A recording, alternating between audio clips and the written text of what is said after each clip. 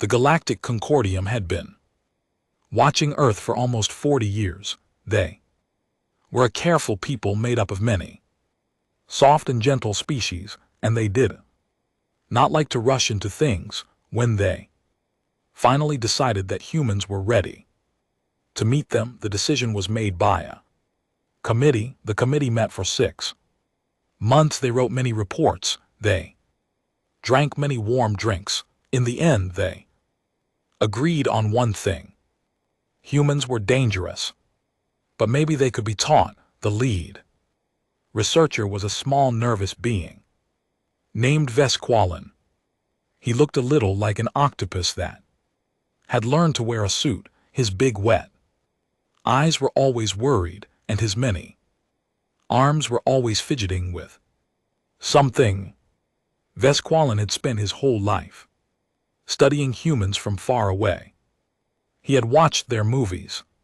He had read their books. He had made charts and graphs about their behavior. He believed he understood them. He was wrong, but he did not know that yet.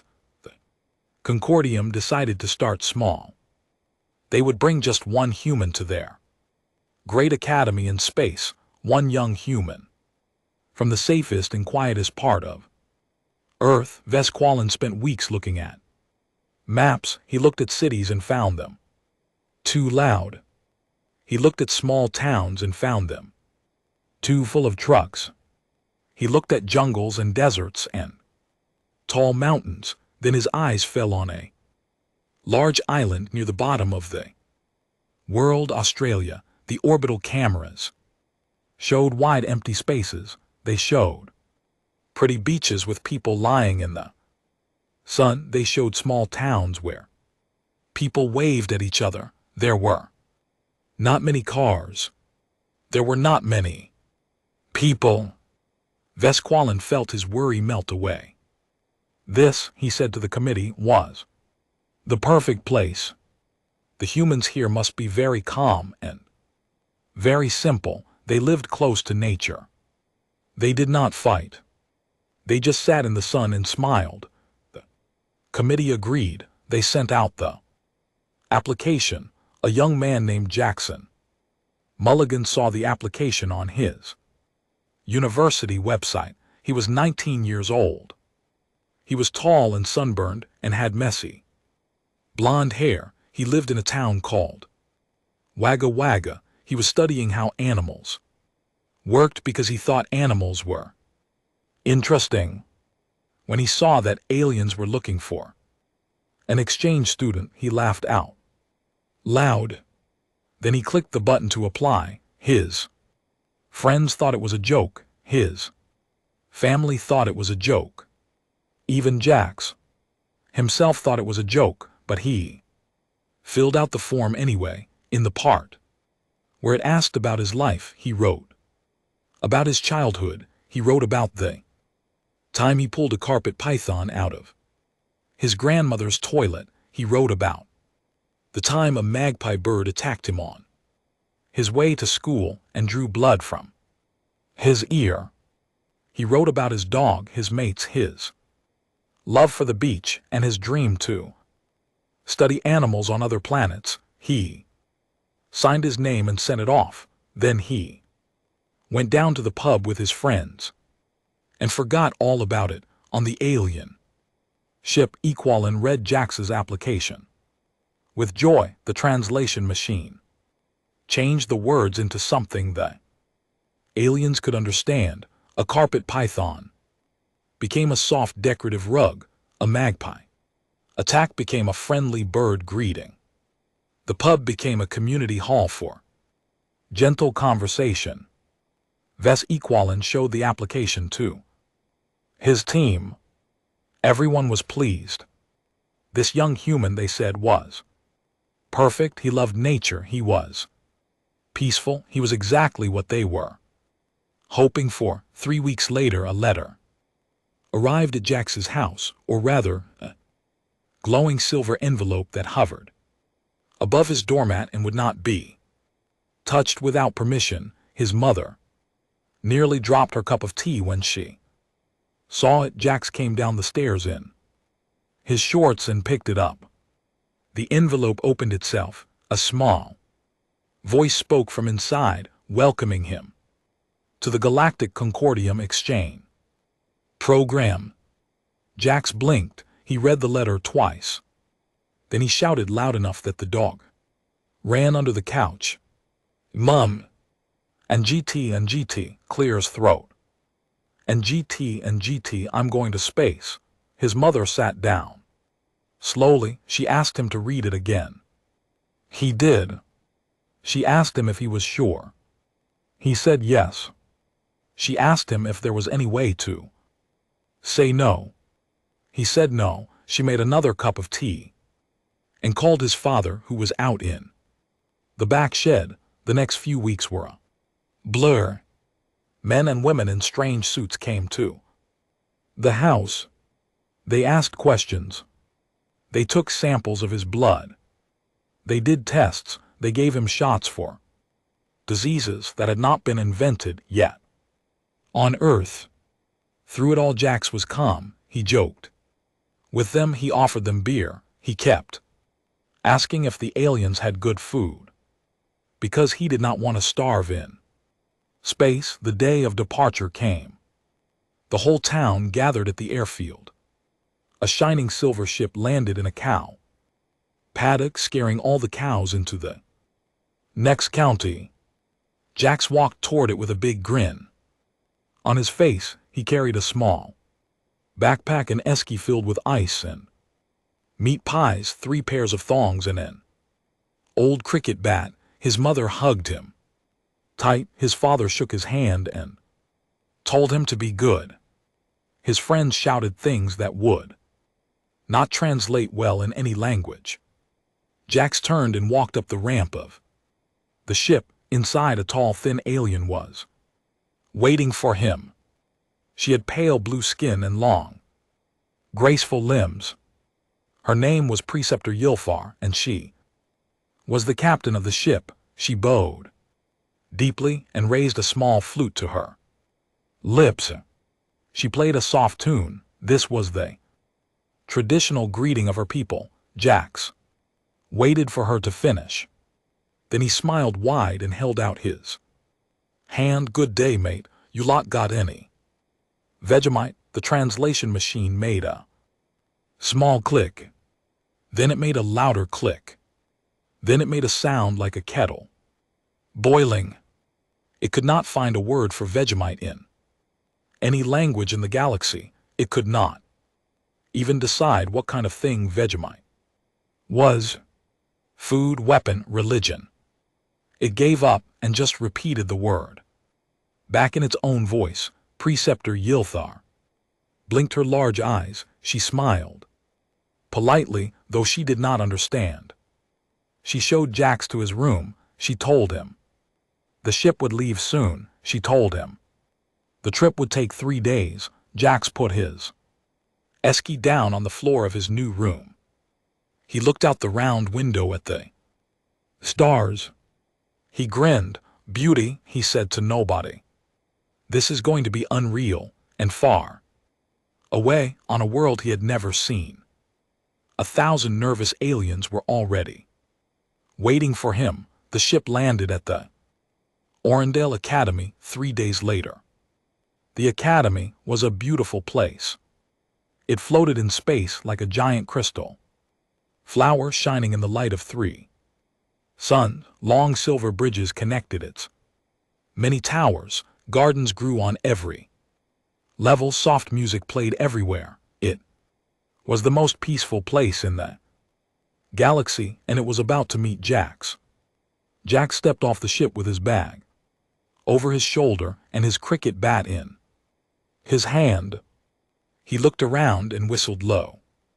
The sound echoed across the landing pad. Struth, he said. This is all right. A group of alien students had gathered to welcome him. They stood in a neat row, dressed in soft robes holding small flowers. Their teacher, Preceptor Ylfar, walked beside Jax and introduced them one by one. Jax shook hands with each of them. though some of them did not have hands. One had tentacles, one had flat, paddle-like limbs, one was mostly a cloud of glowing dust. Jax gave the cloud a friendly wave. Good to meet you, mate, the cloud pulsed with pleasure. It had never been called mate before. It would remember this moment for the rest of its life. Jax's room was on the 4th level. His roommate was waiting for him. The roommate was a tall, thin being with green skin and leaves instead of hair. His name was Theshan, and he came from a planet where the weather was always nice and nothing ever went wrong. Theshan was very shy. He had spent a week getting ready for the human to arrive. He had made a welcome pamphlet. It was titled, "Managing Your Human Safety Protocols for Sensitive Species." When Jax walked into the room, Theshan stood up so fast he almost fell over. He held out the pamphlet with shaking hands. Jax took it. He looked at the cover. He grinned. "Aw, that's lovely, mate." "Thanks." He put the pamphlet on his bed and did not read it. Theshan watched him unpack. Jax pulled out his thongs. He pulled out a football. He pulled out a tin of something brown and sticky. He held up the tin and smiled. "Vegemite. Want some?" Theshan looked at the tin. He looked at Jax. He looked at the tin again. Slowly, he shook his head. "I am allergic to strong flavors." Jax laughed. He put the tin away. He sat on his bed and said, "That was fair enough." Theshan sat down across from him. There was a long, quiet moment. Then Theshan asked the question he had been wanting to ask all day. "Is it true that your home world is dangerous?" Jax thought about it. He tilted his head. Then his face lit up and he started talking. He told Thethian about the time his uncle got headbutted by a kangaroo at a petrol station. He told him about drop bears, which he described very seriously as flesh-eating koalas that fell from trees onto tourists. He told him about the funnel web spider in the letterbox that nearly bit the postman. He told him about the box jellyfish that could kill you in 3 minutes. He told him about the saltwater crocodiles that lived in the rivers up north and could swallow a horse. He told him about the taipan snake, which was so deadly that one bite had enough poison to kill 100 men. He told him about the huntsman spider the size of a dinner plate that had once fallen on his mother while she was driving, causing her to crash into a fence. He told all of these stories while laughing. Thethian's leaves turned pale, then they turned white, then they began to fall off one by one. By the time Jax finished, Thethian was sitting in a small pile of his own leaves, unable to speak. Jax noticed something was wrong. He reached over and patted Thethian on the shoulder. It was a gentle pat by human standards. It sent Thethian tumbling off the bed. Jax helped him up and said sorry. Thethian said it was fine in a very small voice. He went to lie down. The next morning was Jax's first class. It was called Peaceful Coexistence in a Shared Galaxy. The teacher was a 6-limbed being who spoke softly and smiled often. The class was held in a round room with soft cushions on the floor. All the other students were already sitting quiet and calm. Jax walked in, waved hello to everyone, and flopped down on a cushion. Teacher began the lesson. She spoke about how different species had to learn to understand each other. She spoke about kindness. She spoke about patience. She spoke about the importance of never raising one's voice. Then, as An example, she mentioned that Earth had a continent called Australia that was known for having several species that could cause distress. The class turned to look at Jax. Jax sat up straight. He smiled big. He took this as an invitation. For the next 40 minutes, Jax talked without stopping. He told every story he could think of. He told them about sharks at the beach. He told them about the blue-ringed octopus, which could kill a grown man in minutes. He told them about the cassowary, a giant angry bird that could kick a person in half with its claws. He told them about the stonefish that hid on the sea floor and looked like a rock until you stepped on it. He told them about the cone snail, which looked pretty but could shoot a poison needle into your hand. He told them about bushfires. He told them about floods. He told them about sunburn. He told them about flies. 3 students fainted. One had to be carried out by medics. The teacher stood frozen with her mouth open. She had forgotten how to teach. She had forgotten how to speak. Jax finished his stories. He looked around at the horrified faces. He laughed warmly. Yeah, Australia's a good spot. You should come visit sometime. After class, word spread fast. By dinner time, half the academy knew about the human who laughed about death. The other half heard about him by breakfast the next day. Students whispered in the halls. Some were afraid, some were curious, a few were fascinated. Meanwhile, Preceptor Yilthar had been watching the security cameras in her office. She sat very still. She pressed a button and called Vesqualin, the researcher who had chosen Jax in the first place. She showed him the footage. Vesqualin watched it once. He watched it twice. Then he put his head in his many hands and made a soft, sad sound. The next week, Jax had his first combat simulation class. This class was not really about combat. The Concordium did not believe in real fighting. The class was about solving arguments through dance and poetry. It was held in a big empty room where holograms of pretend enemies appeared and students had to calm them down with kind words and graceful movements. Jax walked into the room. A hologram of an angry warrior appeared in front of him. Jax did not dance. He did not speak. He ran forward shouting and tackled the hologram to the ground. The teacher stared. The other students stared. The computer, which had never seen anything like this, gave Jax a perfect score. Jax stood up and dusted himself off. He looked back at the class with a grin. What? He said. That's just footy. A few weeks later, the academy planned a school trip. The students would visit Meridian Station, a busy space hub where many different species lived and worked. It was known as one of the safest places in the sector. There were museums there and gardens and great halls of art. The trip was meant to be quiet and educational. A lecture on sustainable farming was planned for the afternoon. The teachers were very excited. Jax was also excited, though for different reasons. He had heard there was a food court.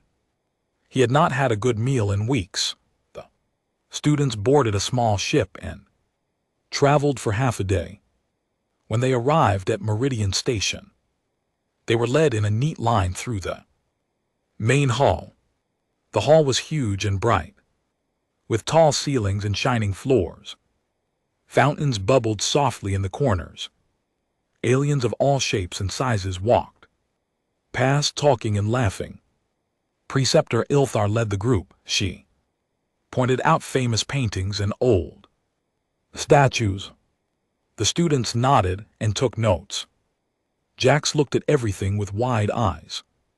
He had never seen anything like it. They walked through the botanical garden. They visited the history museum. They ate lunch at the food court. Jax tried 12 different alien foods. He liked some. And GT clear his throat. And GT he did not like others. He asked if they had chips. They did not. After lunch, the group split up for an hour of free time. Jax said he wanted to go find a bathroom. Theshan offered to come with him. They walked down a side hallway. Together chatting about class, Jax was teaching Theshan how to say no worries, mate, with the right tone. Theshan was getting better at it. That was when the alarm started. Red lights began flashing. A voice boomed from the ceiling. It spoke in many languages at once, but the message was the same. Pirates. The station was under attack. Theshan froze. Jax looked around.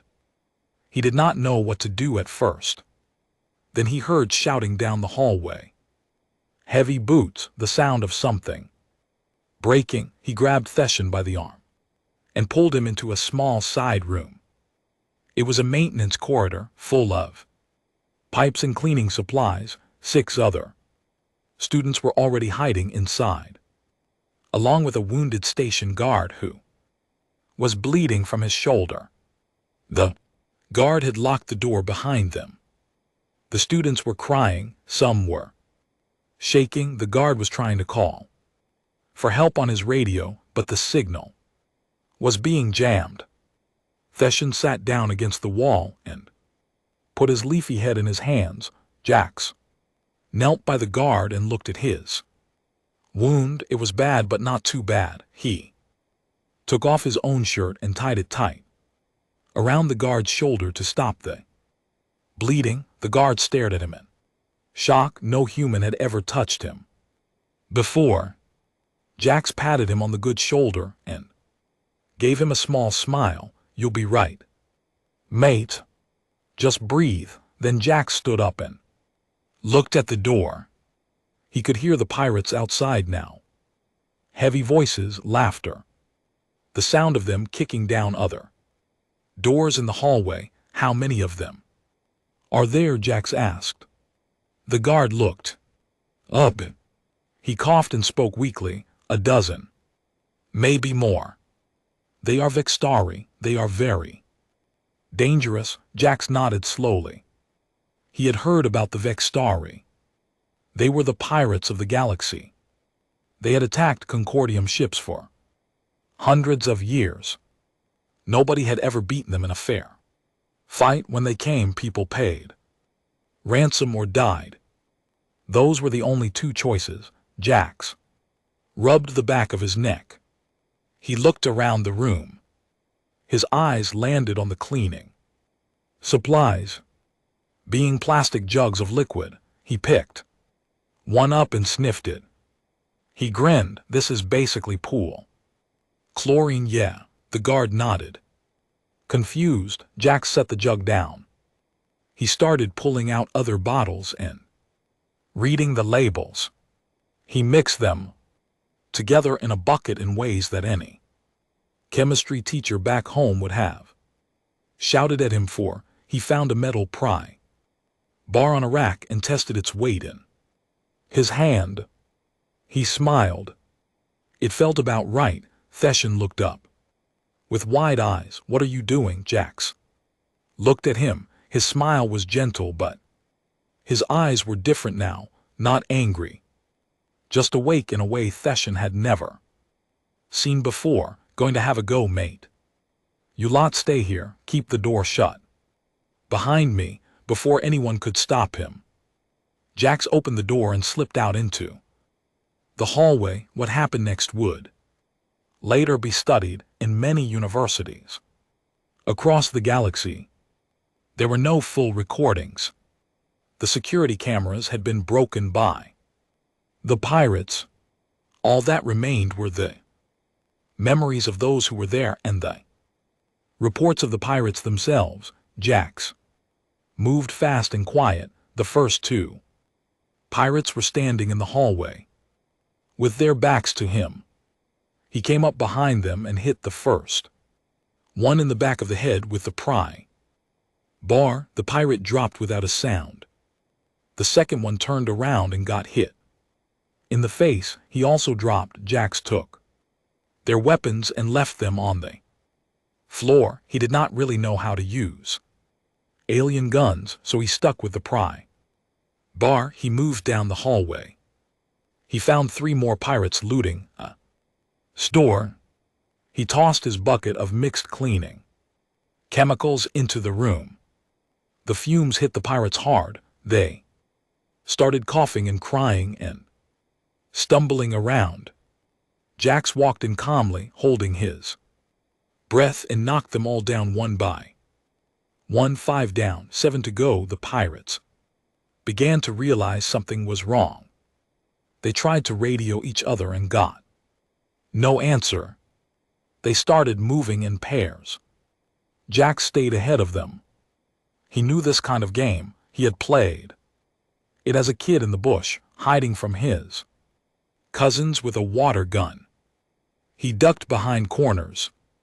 He climbed up onto a high shelf and waited. When 2 pirates walked under him, he dropped down on top of them, knocking them both out cold. The last 5 pirates found each other and grouped up. They were bigger and better armed. They carried long energy rifles. They walked down the main hallway, shouting threats in their harsh language. They wanted their prey to come out and fight. Jax came out. He walked right up to them in plain sight. He was bleeding from a cut on his forehead. He had a small smile on his face. In one hand he held the pry bar. In the other he held a fire extinguisher he had found in a closet. The pirates laughed. Their leader raised his rifle. Jax sprayed the fire extinguisher straight into his face. The next 90 seconds were chaos. By the end of it, all 5 pirates were on the ground groaning. Jax was sitting on top of the biggest one, tying his hands with a cord from a curtain. He was humming to himself when Concordium security finally arrived.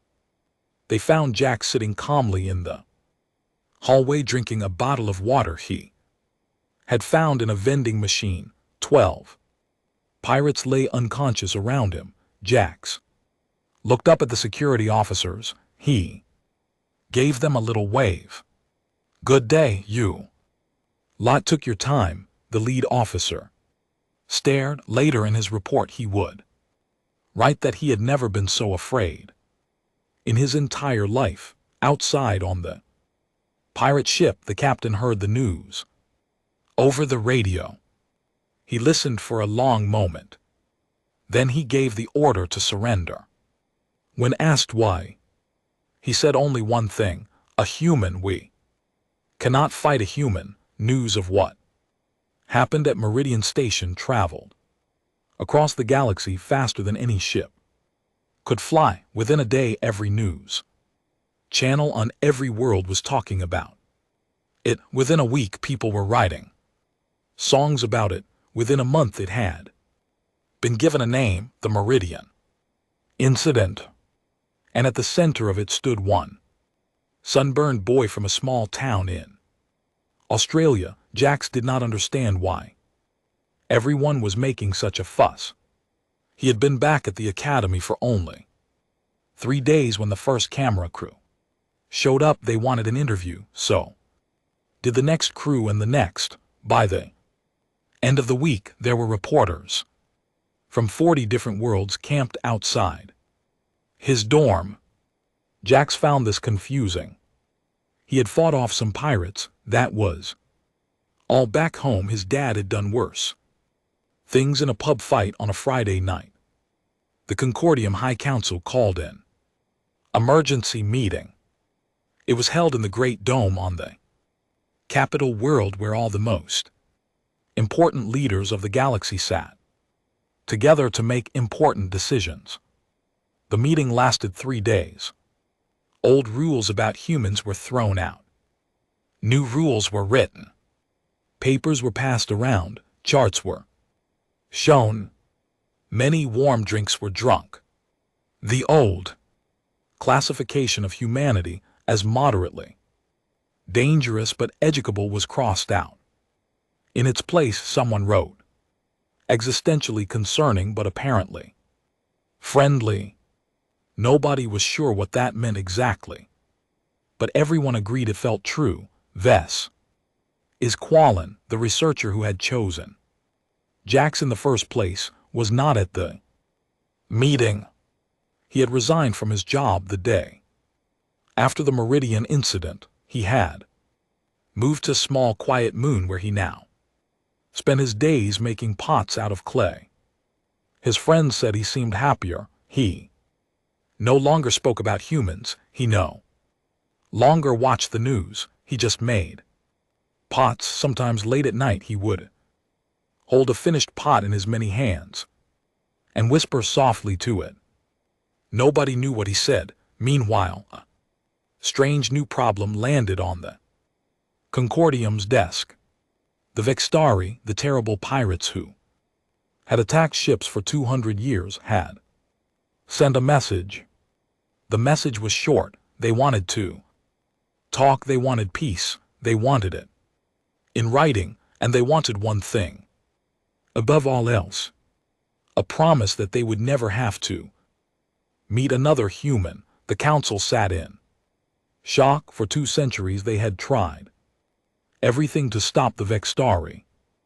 Armies had been sent, ransoms had been paid, treaties had been offered and refused. Nothing had worked, and now, because of one teenage boy with a pry bar, the pirates were on their knees, begging for peace. The council agreed to the meeting. The Vextari sent their top diplomat. He arrived on the capital world pale and shaking. When he was shown the peace treaty, he signed it so fast that he broke his pen. He did not even read it. He kept glancing around the room as if Jax might be hiding behind a plant. At the same time, something else was happening at the academy. Jax's classmates had started to change. Bessie and Val, his shy, leafy roommate, was the first. He had started lifting small weights in his room, then bigger ones, then bigger ones. His leaves had grown back thicker and greener than before. He walked a little taller. He spoke a little louder. He had started saying "no worries" at the end of his sentences, even when there were clearly many worries. Other students followed. Group of them formed what they called a mateship circle. They met every week to drink strange, warm drinks and tell each other stories. They had taken to wearing shorts, even though their planet's weather did not call for it. They slapped each other on the back in greeting, sometimes knocking each other over. They were trying very hard to be brave. Academy cafeteria noticed the change. 2. The cooks started trying to make human food. They did not really understand what human food was. Their first attempt at a meat pie was described by Jax as brave. Their Vegemite was not Vegemite, but it was trying its best. It was black and salty and spread on bread. Jax ate it every morning and said "thank you" each time. One evening, Preceptor Ilthar asked Jax to meet her on the observation deck of the academy. It was a quiet place at the top of the highest tower.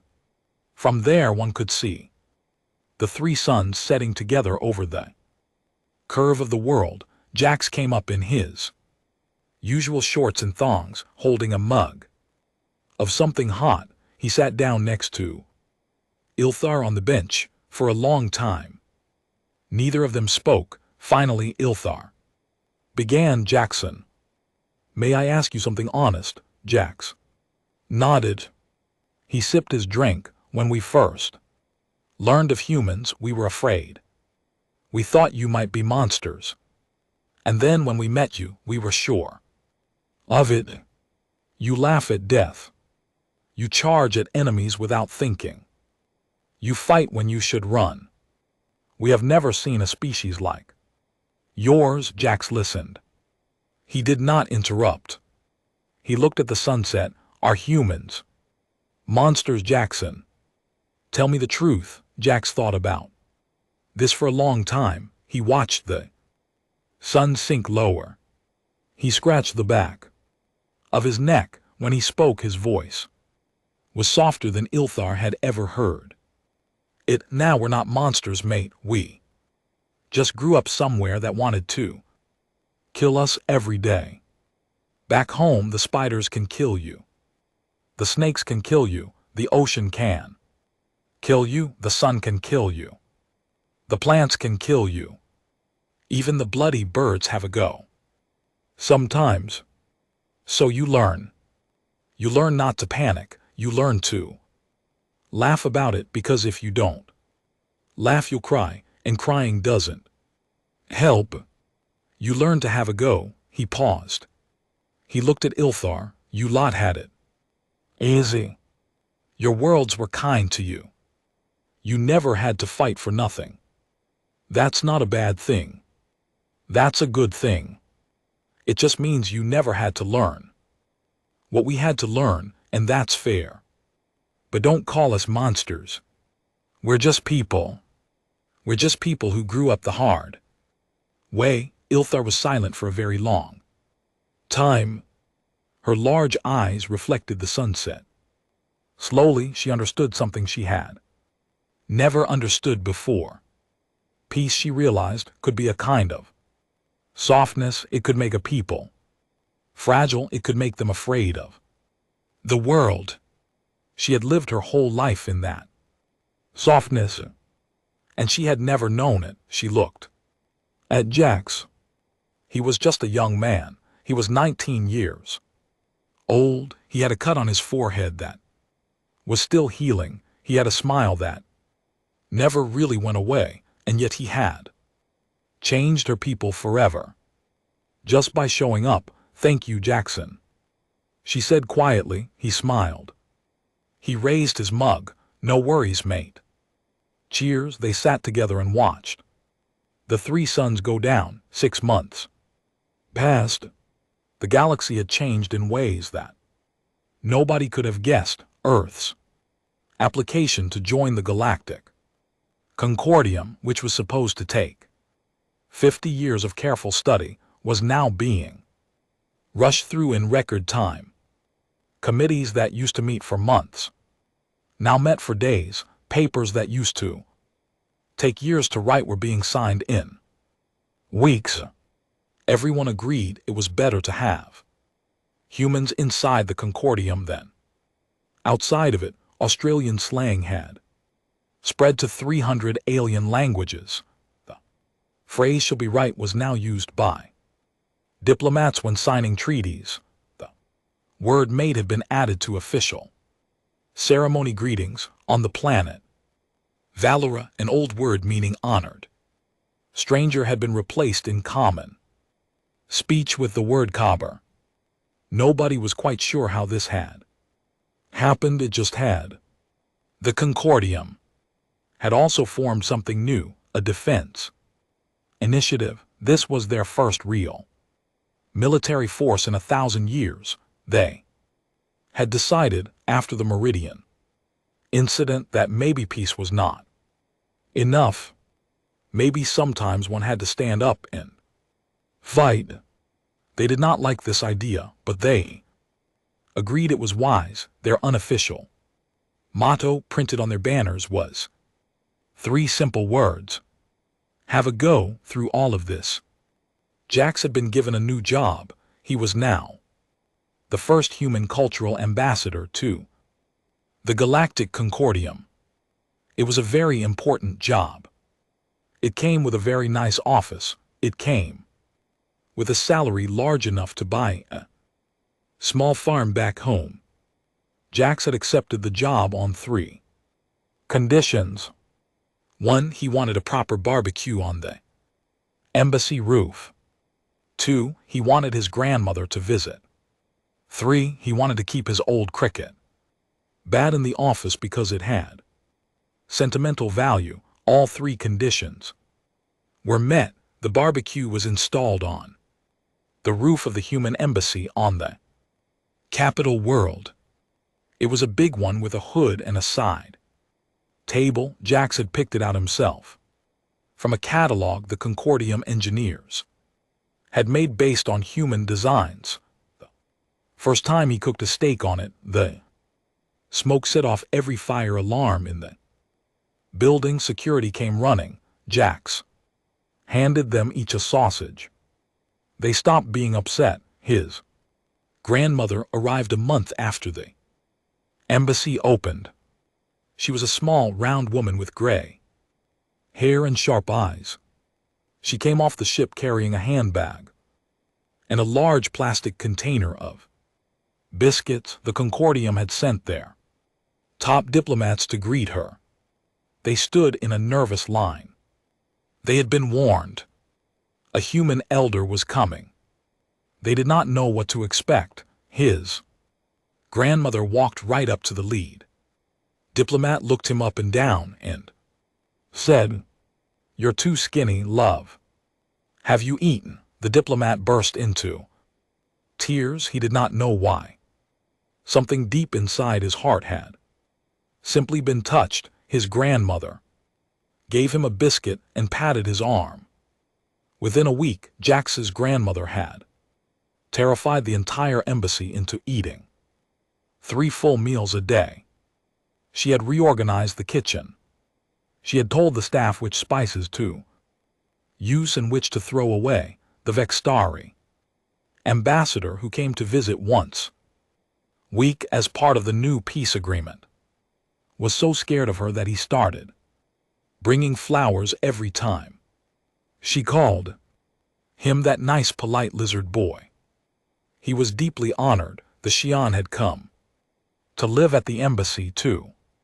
He had finished his studies at the academy and had taken a job as Jax's assistant. His leaves were thick and green and full now. He had learned to cook a passable sausage. He had learned to fix a barbecue when the gas ran out.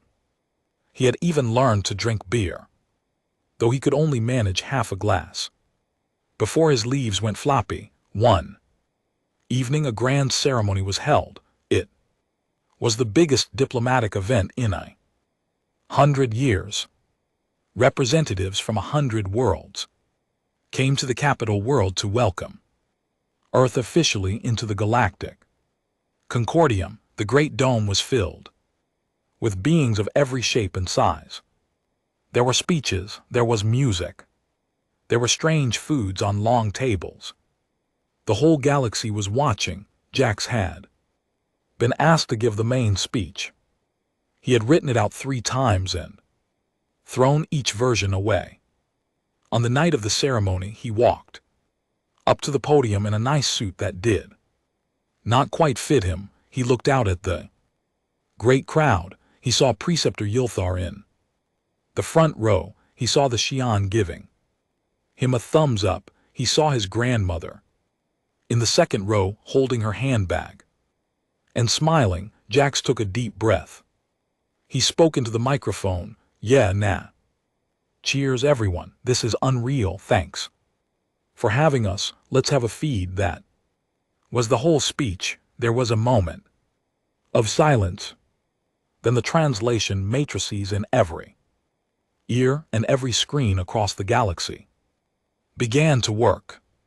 They rendered the words into every language known to the Concordium. In each language, the meaning came out a little different, but the heart of it was always the same.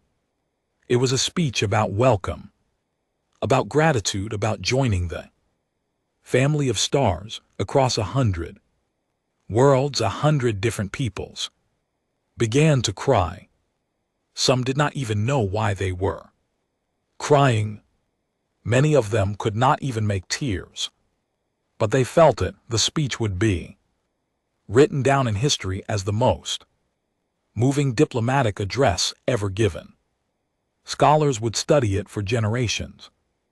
Books would be written about it. Nobody would ever quite understand why it worked so well. It just did. The ceremony went on for hours. There was dancing. There was feasting. Jax taught a group of small furry aliens how to do the kangaroo dance. His grandmother taught the HFY ambassador how to knit. The HFY ambassador cried with joy and said it was the best night of his life. Later, when most of the guests had gone home, Jax went up to the embassy roof. The 3 suns had gone down long ago. The sky was full of stars, more stars than any Earth sky had ever shown. Jax fired up the barbecue. He put on some snags. The smell drifted down the tower. Theshin came up a few minutes later. He sat down on a plastic chair next to the barbecue. Jax handed him a pair of tongs. He showed him how to flip the sausages. See, you got to do it quick but gentle. Don't squish them. Squishing a snag is a sin. Theshin nodded seriously. He flipped a sausage. He did it well. Jax clapped him on the shoulder. Theshin did not fall over this time. They stood together in silence for a while. The stars turned slowly above them.